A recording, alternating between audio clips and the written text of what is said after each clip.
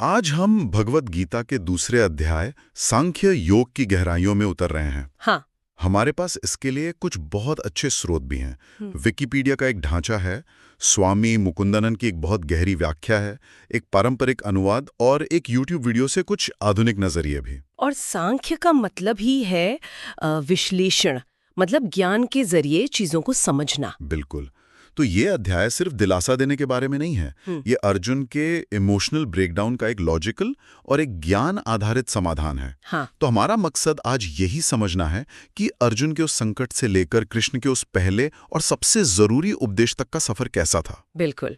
और इसी उपदेश ने तो पूरी गीता की नींव रखी है। ये अध्याय एक तरह से पूरी गीता का सार है, एक ट्रेलर जैसा। अच्छा।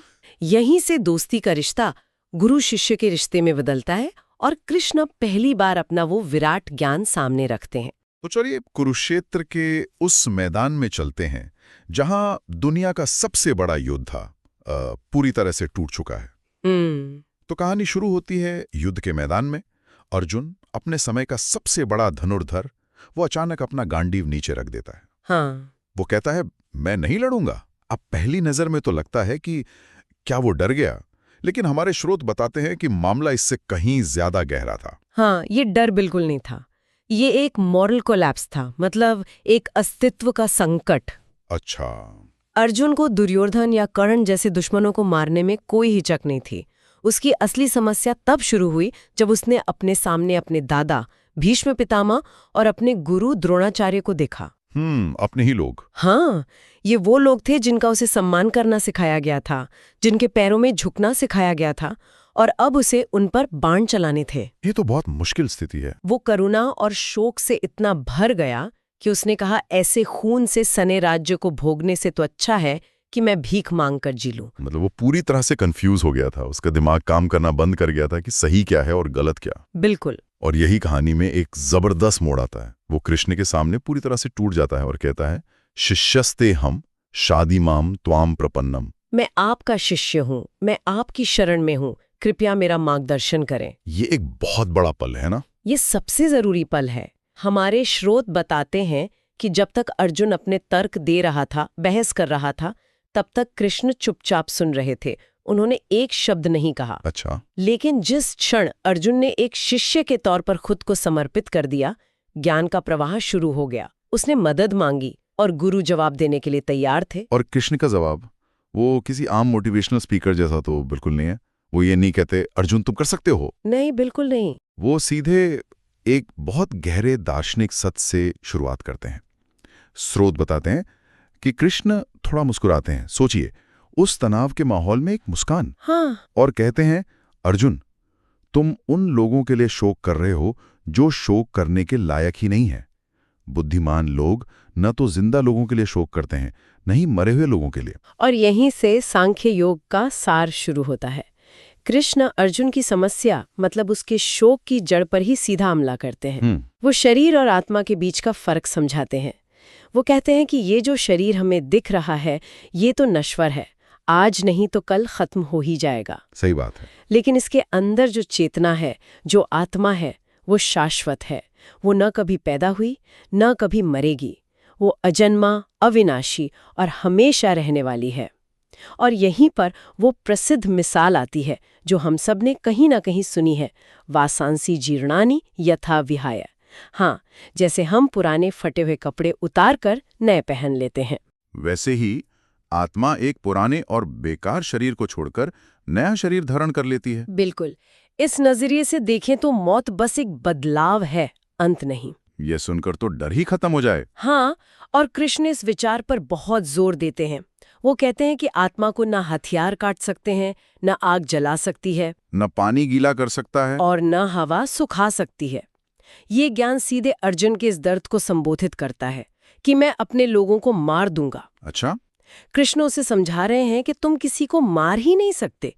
तुम सिर्फ उनके शरीर को नष्ट कर सकते हो, उनके असली स्व को नहीं, जो कि आत्मा है। ये तो एक तरह से अर्जुन के नजरिए को 180 डिग्री घुमा देने जैसा था। बिल्कुल।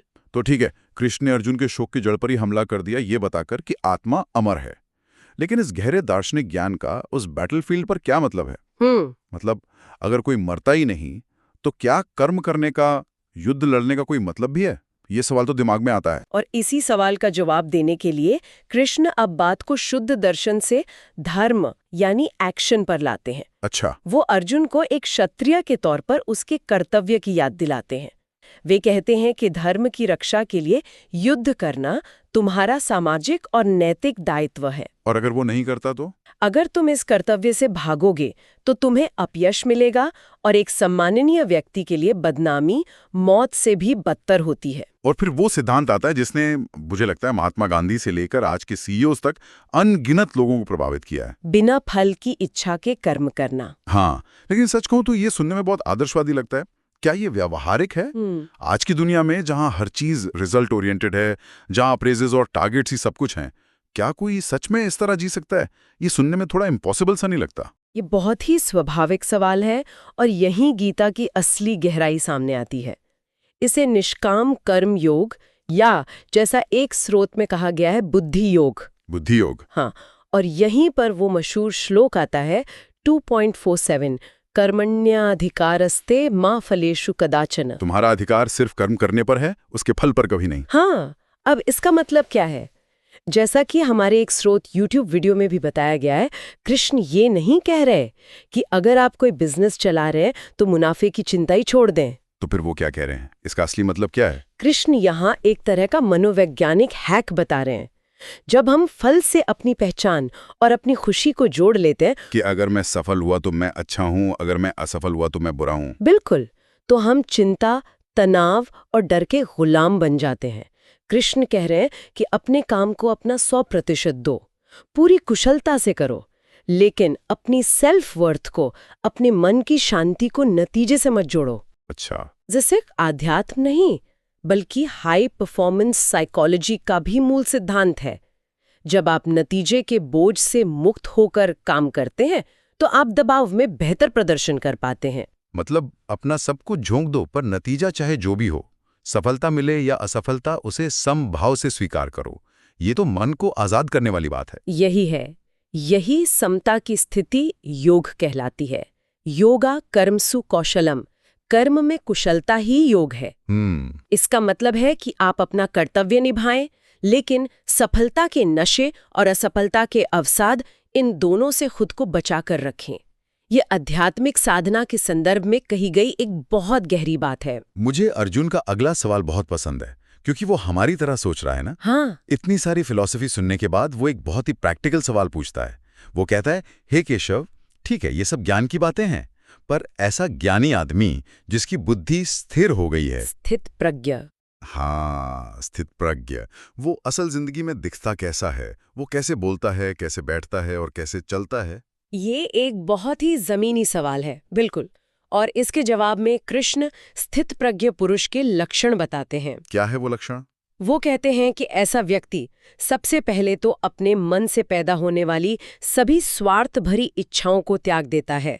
वो अपनी खुशी के लिए बाहरी चीजों पर निर्भर नहीं रहता, बल्कि अपनी आत्मा में ही संतुष्ट रहता है। और सुख दुख का उस पर क्या असर होता है? कृष्ण कहते हैं कि दुखों में उसका मन विचलित नहीं होता और सुखों की उसे कोई लालसा नहीं होती। वो आसक्ति, भय और क्रोध, इन तीनों से पूरी तरह मुक्त होता है। यहाँ पर कृष्ण ने कछुए की एक बहुत सुंदर मिसाल भी दी है। हाँ, बिल्कुल। जैसे कछुआ किसी भी खतरे को भांपकर अपने सारे अंगों को अपनी ढाल के अंदर खींच लेता है, उसी तरह वैसे ही स्थित प्रज्ञ पुरुष अपनी इंद्रियों को बाहरी दुनिया के आकर्षणों से खींचकर अपने वश में कर लेता है। ये इंद्रियों को वश में करने वाली बात बहुत महत्वपूर्ण लगती है, क्योंकि अक्सर मन का सारा फसाद यहीं से शुरू होता है। बिल्कुल।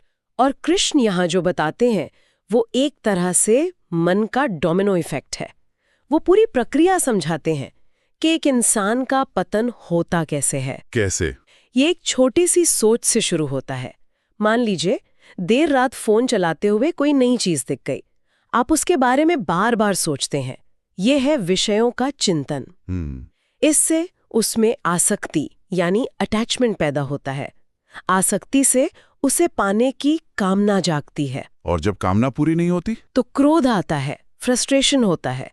उस क्रोध में इंसान की सोचने समझने की शक्ति यानी बुद्धि नष्ट हो जाती है। और जब बुद्धि काम ना करे तो इंसान तो बर्बाद हो ही जाता है। देखिए, एक छोटी सी इच्छा ने कैसे पूरी मानसिक शांति भंग कर दी। ये एक यूनिवर्सल ह्यूमन एक्सपीरियंस है। सही बात है। स्थितप्रज्ञ व्यक्ति अपने मन और इंद्रियों को नियंत्रित करके इस विनाशकारी चक्र को शुरू ही नहीं होने देता। तो इन सब का क्या मतलब निकलता है? गीता का ये दूसरा अध्याय अर्जुन को उसके गहरे शोक और भ्रम से निकालकर एक ऐसे जमीन पर खड़ा कर देता है जहां से वो वास्तविकता को, अपने असली स्वरूप को समझना शुरू कर सकता है। हाँ, ये एक तरह से पूरे कोर्स का इंट्रोडक्शन और समरी एक साथ है। हाँ, ये आगे आने वाले सभी अध्यायों के लिए एक मजबूत नींव रखता है। इसकी मुख्य विषय साफ है: आत्मज्ञान, निष्काम कर्म और समभाव, सुख दुख में स्थिर रहना। बिल्कुल। ये युद्ध को बाहरी मैदान से उठाकर हमारे मन के भीतरी मैदान में ले आता है। जैसा कि एक स्रोत ने इसे कर्म जिज्ञासा कहा है, ये नाम बिल्कुल सही लगता है, कर्म जिज्ञासा। हाँ, क्योंकि अध्याय के अंत तक अर्जुन और हमारे दोनों के मन में ये जिज्ञासा पैदा हो जाती है कि आखिर वो सही कर्म क्या है जिसे करके इंसान इस भवसागर से पार हो सकता है। और अंत में सभी के लिए एक विचार छोड़ जाते हैं। इसी अध्याय में कृष्ण कहते हैं कि जो सब प्राणियों के लिए रात होती है, आत्मसंयमी योगी उसमें जागता है, और जब सब प्राणी जागते हैं तब ज्ञानी मुनि के लिए वो रात होती है। आज की इस 24/7 कनेक्ट रहने वाली, शोरगुल से भरी दुनिया में इस नजरिए से जागने और सोने का क्या मतलब हो सकता है? कहीं ऐसा तो नहीं कि भौतिक दुनिया की भागदौड़ में जागना ही असली सोना है और अंदर की शांति में लौटना ही असली जागना है? इस पर सोचिएगा जरूर।